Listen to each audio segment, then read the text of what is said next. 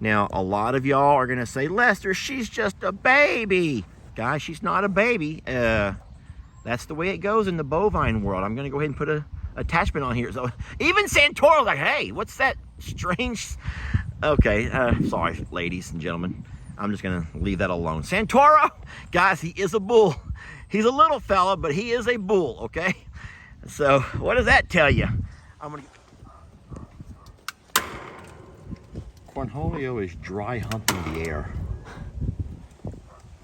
We got a nice southern breeze. Cornholio's feeling the moves. He's feeling the rhythm is gonna hit you. You know that song? Yeah. The rhythm is gonna get you tonight.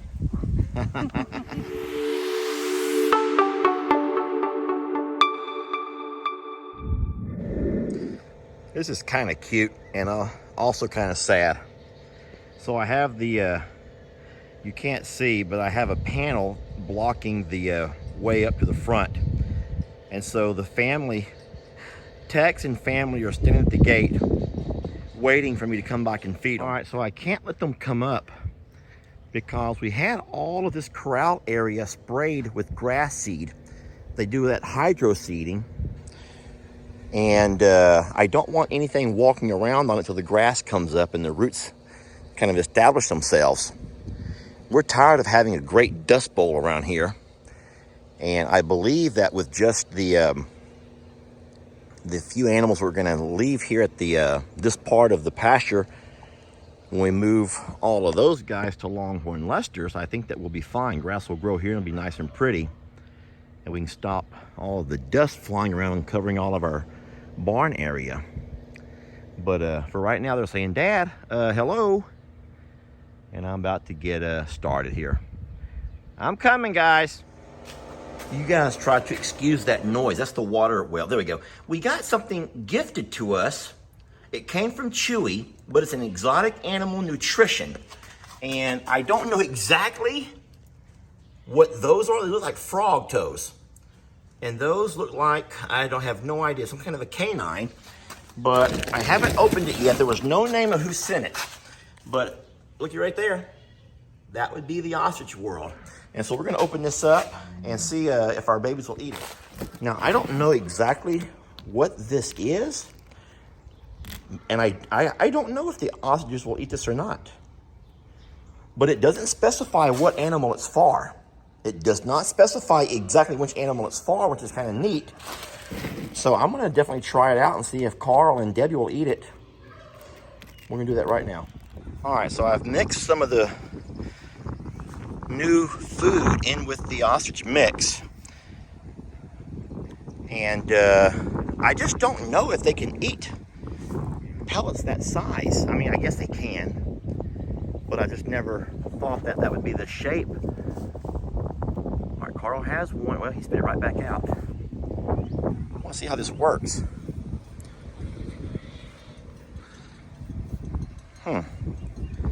Well, you don't like that mix? All right, Carl's, he doesn't want a bowl, he wants a bucket. Carl doesn't eat out of a bowl, he eats out of a bucket, everybody. That's funny.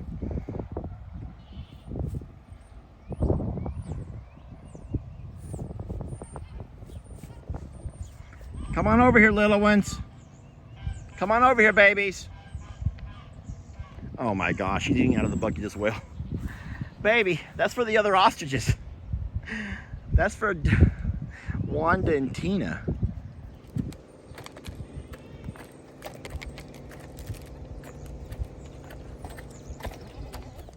I'm trying to see what they're preferring to eat. I don't see anyone eating the pellets though. All right, so this over here is a miracle in disguise. I know that exotic animal food, the pellets are so big, it looks like it's made for elephants. But we got this coffee grinder. Congratulations to Carl. Here's a coffee grinder for the ostrich chicks. Rabbit pellets to crush up the pellets. Also great for crushing up eggshells to add calcium. All the best. Cheers from Noella Bivens. Noella, this is gonna come in very handy. I'm gonna put it to work right now. Thank you so much.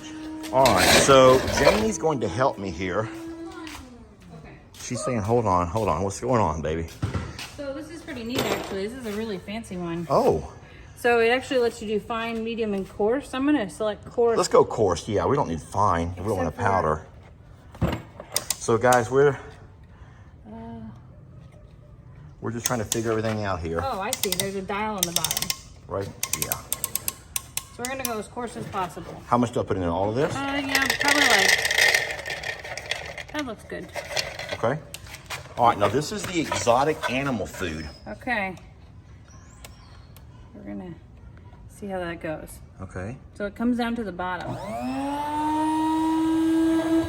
It won't feed in there. It's too big to feed in there, isn't it? Those are too big to feed into it.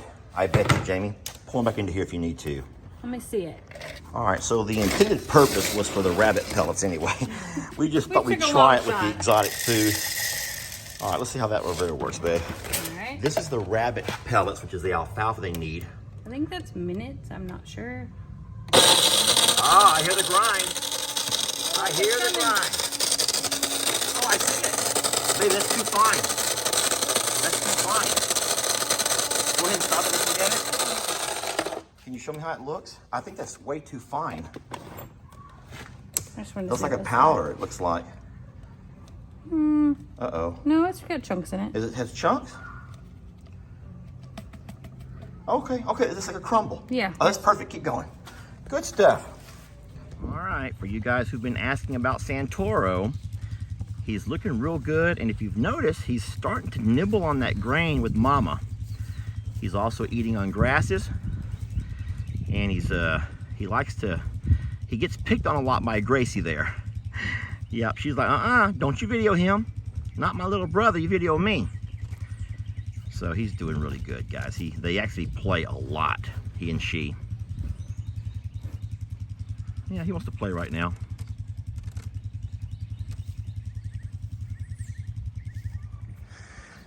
Well, we're going to allow Moo to come on up and hang out here in the pasture with Carl, Debbie, and the babies. The reason I wasn't ready to give you that yet. Keep going, keep going, keep going. Keep walking, keep walking. Guys, give me a second, I'm gonna get crushed here. All right, the reason we're putting Moo up in this front pasture for a couple of days is twofold. Number one, there's a lot of grass here that needs to be eaten down. We cannot come over here with our lawnmower, and we can't let this grass keep growing up too high. So we chose to put Moo up here because he doesn't goof off and play around with he doesn't test his limits, he respects his boundaries, and we don't want to put like the calves, Gracie or Pearl, they start goofing off and playing around. Seriously, they do, and they test their limits. I don't want them getting too close to the babies, but I'm pretty sure Moo will be fine. He's big enough to where the babies can see him coming. He's not going to sneak up on anybody. So we also know that, I don't know if you all know this or not, but Moo has been getting out a lot. Moo has been getting out a lot, and I don't know exactly why. So this is going to help us help him to help us. Yeah, come on, let's go. So we have to separate the ladies from Tex, and that's because our sweet girl, Gracie, is starting her first cycle. She's a year old, y'all. And as weird as it sounds, that's what happens with these amazing bovine. And so I'm gonna bring the cows out back here and separate them. And if you're wondering how I would know this, it's because you can tell. Oh no, Tex is coming with them. Tex is coming along with them. Hurry, guys, hurry. Hurry, come on. Go, Santoro. Sheesh. No, sir, I want you to separate yourself from your family just for a couple of days here, please. I want you to get back in there, Pearl. Get back in there. I'm leaving you over here for a couple of days, buddy. Y'all go, y'all just go. All right, so I'm gonna go back up and get some fly spray and spray all the babies down. But I wanna talk for a minute about breeding a heifer at 12, 13 months old, and that is actually very acceptable. These guys are called yearlings, and in the bovine world, a yearling heifer begins to come in heat the first time when she's a year old. And so you all remember last summer when Pearl reached a year old. Pearl. Who's Pearl? They look so much alike now, don't they? Last summer when Pearl reached a year old, and what is she doing?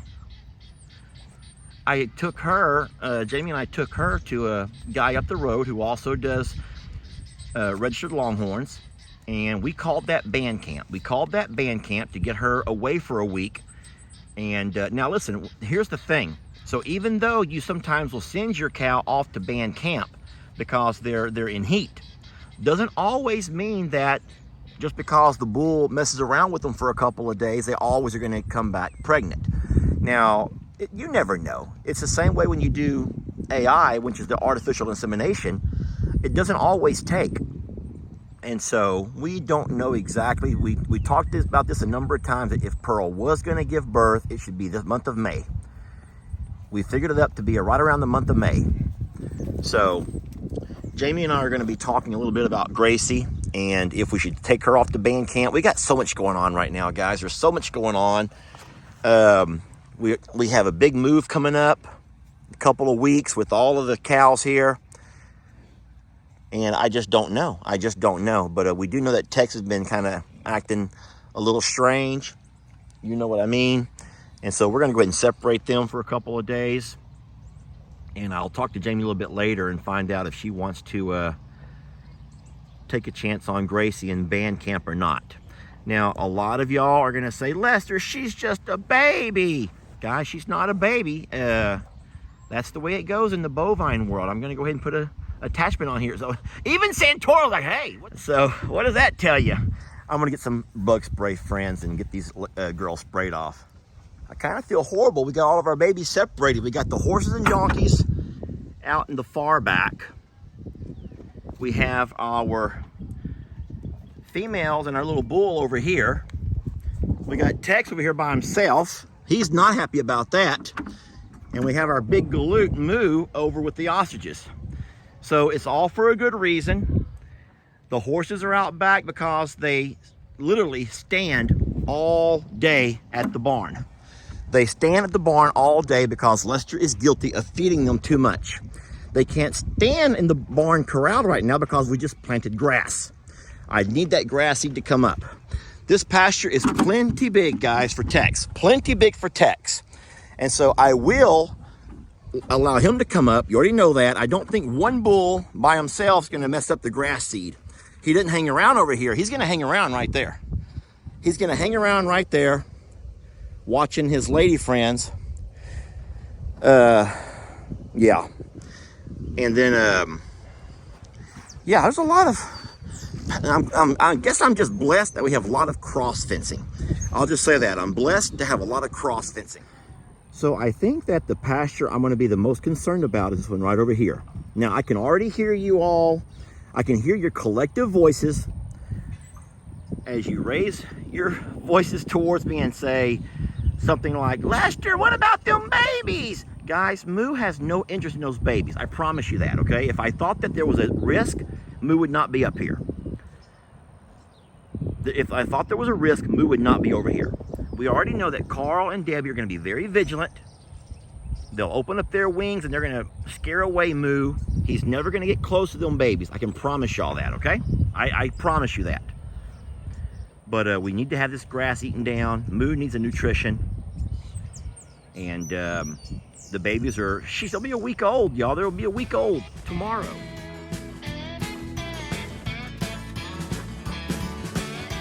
Don't let your troubles fester. Come watch Longhorn Lester. Yeah, something like that.